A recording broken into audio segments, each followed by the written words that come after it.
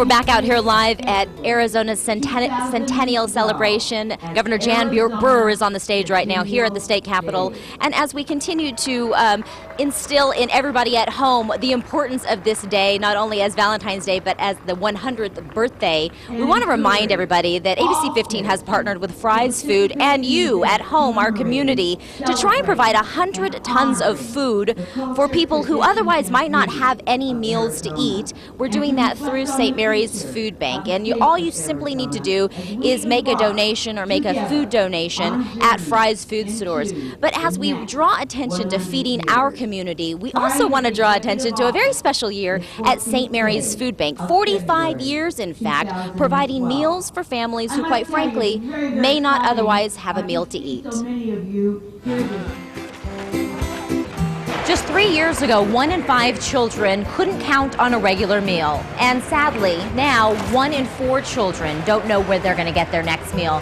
But in partnership with Fry's and ABC 15, and in its 45th year serving our community, St. Mary's Food Bank is now hoping to prevent any Arizonans from ever having to worry about where their next meal will come from. We're with Beverly Demore, COO of St. Mary's Food Bank. Thank you so much for even partnering with ABC 15 and serving our community, in fact, for so long. Oh my gosh, it's our pleasure. Thank you for covering it. When we talk about people going hungry in our community, it's a little uncomfortable, if we're being honest, because we go home to our families, we sit around the table, we might complain that we don't like what's being served, and then we have this moment where we say, wait, that's not the norm for a lot of people. Absolutely.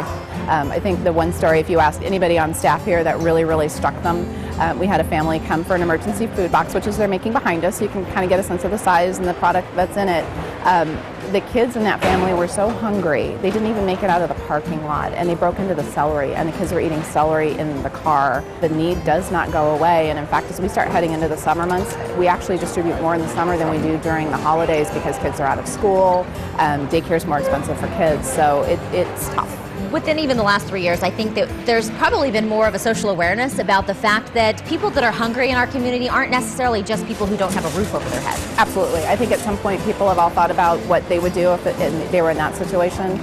Maybe they knew somebody, maybe they're aware of somebody down the street. But the reality is the people that we know that come here to get food from us, a lot of them are working. A lot of them are providing a certain amount of food. They just aren't working enough hours. They've been furloughed. Their salaries have been cut. They just don't have enough to make it through the week, or they don't have enough to make it through the month, which is where we come in. And the thing about what Fry's is focused on is it's really good food too. This is good staples that anybody can cook with, and they can go in, and not only are they feeding their family, they're going to feed them a nice, nutritious meal. To keep something like this working and serving our community, you have to have a lot of volunteers. Oh my gosh, we actually have more volunteers that come to help us than we actually have staff that we pay to work at the food bank. We could not do it without volunteers. We couldn't afford to be open, and we certainly couldn't afford to serve at the level that we are. I'm with Nikki Shilhan Amos with Fry's, Board of Directors with St. Mary's, and of course a volunteer. You've actually started volunteering long before you were even part of the board. Oh, absolutely. I've volunteered with the company here for probably 10, 12 years easily. So it's been a long relationship. Well, you must have a heart for feeding people in your community. You know, it is so touching, especially when you come down to volunteer, because you're actually helping the individual, taking the food to their car, seeing just the joy that you're giving the folks and the help that they really, truly need. Well, and I can just see that, you know, these are all volunteers that are coming through. They're grabbing their food, and it's healthy food. I can't imagine the volume of food that comes through here that requires that much volunteerism.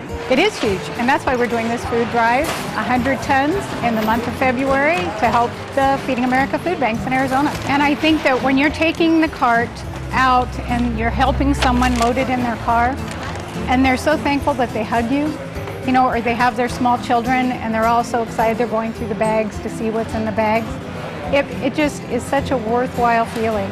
And there are so many ways to help, whether you donate food, money, or your time. You know, we all get something back from it.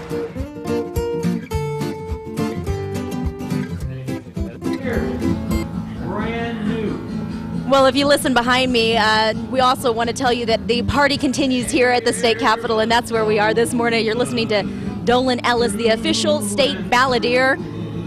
People are starting to sing in with him, and we would hope you would just come along and partner with us as you can continue to donate now through the last day of this month, which is February 29th. Now, you can drop off your food donations at any Fry's store throughout the state of Arizona, or you can make a $1 donation at the register. Now, the food drive benefits, as we've been mentioning, and as you just witnessed right inside, it benefits St. Mary's Food Bank and the United Food Bank. Every single dollar, friends, provides approximately 8 meals. Now, the goal is to receive 100 tons of food by the end of the month, of course, in honor of the state's centennial, which, of course, the birthday party is in full swing. Dolan Ellis. If you can see the screen behind me, he's got a pretty good voice, and I imagine you would have to if you are the state's official balladeer. Andy?